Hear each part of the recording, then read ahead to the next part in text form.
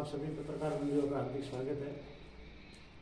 आज की इस प्रेस वार्ता में राजस्थान की लोकप्रिय सरकार ने पिछले एक वर्ष में युवाओं के लिए जो कार्य किए हैं, युवाओं को जो रोजगार देने का एक बहुत ही सराहनीय कार्य जो राजस्थान में पिछले एक वर्ष से चल रहा है, उसके संदर्भ में है। बंधु, आप सभी जानते हैं कि पिछले 5 वर्ष की सरकार में युवाओं को रोजगार देने के स्थान पर आज़ाद भारत में शायद राजस्थान में पहली बार हुआ है कि रोजगार के स्थान पर युवाओं के साथ छलावा हुआ, युवाओं के साथ धोखा हुआ और सरकारी नौकरी के बहाने एक ऐसी व्यवस्था राजस्थान में खड़ी हो गई जहां पर सब कुछ भ्रष्टाचार के भेंट चढ़ गया। ज़्यादातर अधिकांश पेपर लीक हुए और लीक होने के कारण कई भर्तियां रद्द भी हुई और कई भर्तियों में कुछ पेपर लीक माफियाओं के कारण जो वास्तविक योग्य उम्मीदवार था उनको भी नौकरी से वंचित रखा गया। ये एक राजस्थान के इतिहास में काला धब्बा था जिसने युवाओं के साथ इतना बड़ा छल किया। लेकिन पिछले एक वर्ष की भारतीय जनता पार्टी के भजनलाल जी की सरकार ने राजस्थान के युवाओं के सपनों को जिंदा किया और उन्हें पुनः विश्वास हुआ कि वास्तव में हमारे लिए काम करने की योग्य सरकार राजस्थान में आई है। बंधु, आप सभी जानते हैं कि युवाओं को पिछले एक वर्ष के अंदर 60,000 नियुक्तियां दी गई है। अभी 12 तारीख के दिन 13,500 नियुक्ति पत्र बांटे गए और अगले एक साल का नियुक्तियों का कैलेंडर हमारे सामने आ गया है, जिसमें करीब 1 से लेकर 1.5 लाख तक भर्तियां करने की योजना सरकार की है। जो कैलेंडर आ गया है विधिवत, उसका टाइम टेबल युवाओं तक पहुंच गया, परीक्षार्थियों तक पहुंच गया। इसके सिवा जो सरकार ने वादा किया था निजी क्षेत्र में, तो निजी क्षेत्र में भी पिछले एक वर्ष के अंदर करीब अनुमान 6 लाख के आसपास नौकरियां राजस्थान में मिली है, ऐसा एक अनुमान है।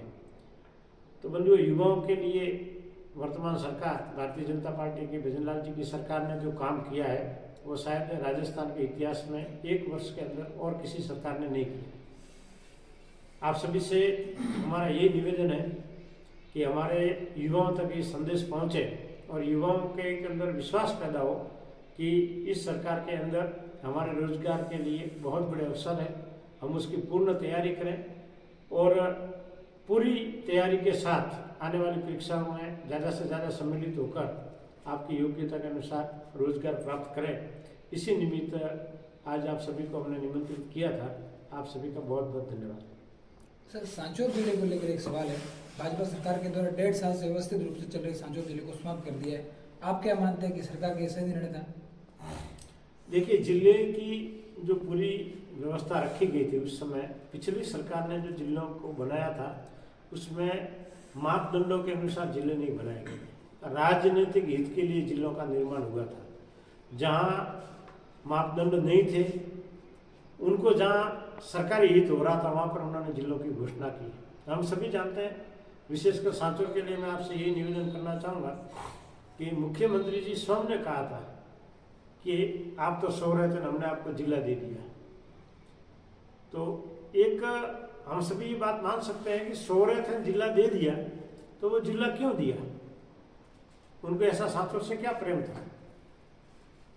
स्पष्ट रूप से सभी को पता था कि उनके बेटों को यह चुनाव लड़ाना था और उसको जिताने के लिए मुख्यमंत्री जी ने ये पूरा का पूरा एक लॉलीपॉप सांचौर को दिया जो कहीं से भी नहीं था। और इसमें दूसरी बात है, फिर भी हमारी सरकार ने उदार मन रखते हुए इस जिले को रखने के लिए जितने भी प्रयास हो सकते किए। उसमें ये था कि रानीवाड़ा और भिनमाल विधानसभा क्षेत्र के रानीवाड़ा पंचायत समिति और बागुड़ा पंचायत समिति को इस जिले में सम्मिलित करने का प्रस्ताव था। लेकिन वहां के लोगों के साथ साथ कांग्रेस के जनप्रतिनिधियों ने खुलेआम विरोध किया। जब कांग्रेस की सरकार थी तो रिकॉर्ड धरने हुए, महीने, सवा महीने, 1.5 महीने के धरने वहां पे हुए और वहां के जनप्रतिनिधि नहीं चाहते थे। मुझे तो ये कहते हुए एक हास्य लग रहा है, एक अचरज हो रहा है कि कांग्रेस के मुख्यमंत्री जिला बना रहे हैं और कांग्रेस के ही विधायक उस जिले का विरोध कर रहे हैं। ये शायद दुनिया में बहुत कम जगह देखने मिलता होगा। और उसकी क्या स्थिति आप सभी देख रहे हैं। अभी वर्तमान में सब खुला हो गया।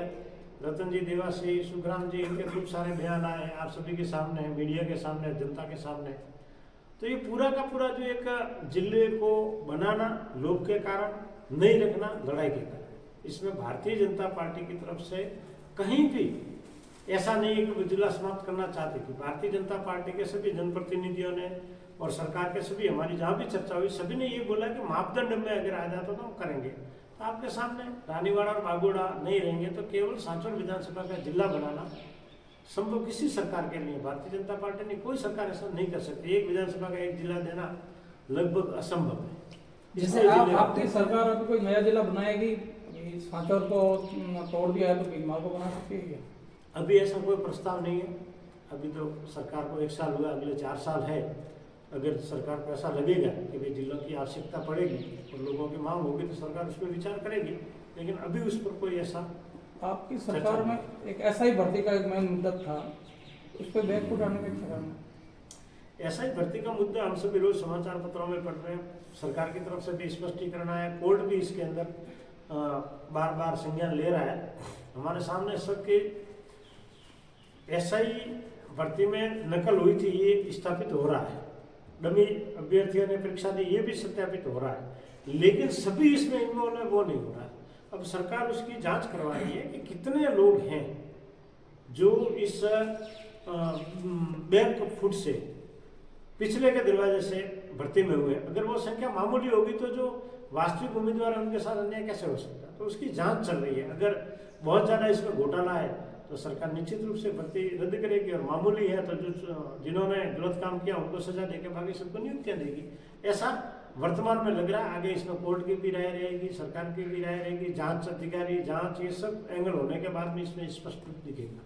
जब से सांचौर जिला बना, कलेक्टर एसपी बैठे, कानून व्यवस्था में बहुत सुधार हुआ, लेकिन अब जिला जाने के बाद एसपी हट गए, कलेक्टर हट गए, तो क्या आप एज ए सांचौर के निवासी होने के नाते यहाँ की भौगोलिक स्थिति जानते हैं, तो क्या आप किसी को लेकर पैरवी करेंगे या एसपी या आईडीएम या कुछ जैसे? बहुत अच्छा प्रश्न आपने किया है। सांचौर जिला हटने के बाद हमारी वार्ता हुई है, उसमें हमें ये बताया गया है और हमसे पूरी राय मांगी गई है, हमने राय दे भी दी है कि इसके अंदर आपके सांचौर के अंदर जहाँ भी आपको आवश्यकता लगे सरकार को क्या करना चाहिए, हमें आप सुझाव दीजिए। तो हमने उसके अंतर्गत एक तो यहाँ पे एडिशनल एसपी की जो पोस्ट है वहाँ पर हमारी ऐसी मांग है कि जो आईपीएस जो नए एकदम आते हैं उनको यहाँ लगाए, ताकि उनके अंदर जोश जज्बा रहता है और वो इस कानून व्यवस्था को संभाले। तो उसके ऊपर हमने पत्र लिखा है, सरकार निर्णय करेगी। जैसे मैं आपको इसका इसलिए मैं बता रहा हूँ कि जैसे आपको एक उदाहरण के रूप में समझाता हूँ कि जैसे माउंट आबू में एसडीएम पोस्ट है तो वहाँ हमेशा आईएएस लगता है, लगभग आईएएस लगता है। तो ऐसा सांचौर के अंदर ऐसा प्रावधान करने का हम सरकार से निवेदन कर रहे हैं कि यहाँ पे आईपीएस को ही एडिशनल एसपी के पोस्ट पे लगाए, ताकि वो एक अच्छी तरीके से इसको व्यवस्था को करें। दूसरी हमारी ये मांग है, डिस्कॉम के एसी की यहाँ पे पोस्ट हमने रखने की मांग की है, कृषि अधिकारी के रखने की पोस्ट की मांग हमने की है, और एडिशनल कलेक्टर की ये मांगे हमने की है। सरकार इसको पूरा संज्ञान लेके जरूर सांचौर के लिए सरकार गंभीरता पूर्वक अच्छा करने के लिए सरकार तैयार है। हमारे से वार्ता हुई उसमें हमने आश्वासन दिया है कि आपके सांचौर के लिए जैसा भी योग्य होगा हम सब करेंगे। पुलिस अधीक्षक के बजाय प्रोफेसर आईपीएस की आप बात कर रहे हैं, प्रोफेशनल आईपीएस इतनी में इनके पावर तो इतने होंगे नहीं, वो कैसे काम कर रहे हैं? ऐसा है, ये जो सरकारी व्यवस्था है इसके अंदर विशेष व्यवस्था के अंदर सरकार से प्रावधान करती है, हर जगह करती है। तो वो सब आवश्यकता होगी वहाँ पे सरकार प्रावधान भी करेगी, और हो सकता है कि भाई आईपीएस नहीं लगा के, लेकिन हमारा ये प्रयास रहेगा कि एडिशनल एसपी यहाँ पे एक्टिव कोई लगे, इस तरीके अधिकारी लगे जो काम करे। एक बात और मैं आपसे निवेदन करना चाहता हूँ, कोई पोस्ट सुधार नहीं कर सकती है, उस पर काम करने वाला व्यक्ति कैसा, अधिकारी कैसा, उसके ऊपर सब निर्णय होते हैं। कई जगह हमने देखा है जहाँ पे कलेक्टर और एसपी बैठे, वहाँ पे व्यवस्था अच्छी नहीं है, लेकिन कई जगह एसडीएम और डिप्टी बढ़िया करते हैं, तो वो एक अधिकारी का रहता है। तो हम ये हमेशा प्रयास रखेंगे कि कुछ ऐसे अच्छे कर्मठ अधिकारी सांचौर में रहे, ताकि सांचौर के अंदर जो भी आवश्यकताएं हैं कानून व्यवस्था के संदर्भ में या विकास के संदर्भ में वो पूरी हो सके। इसमें हम पूरा प्रयास करेंगे।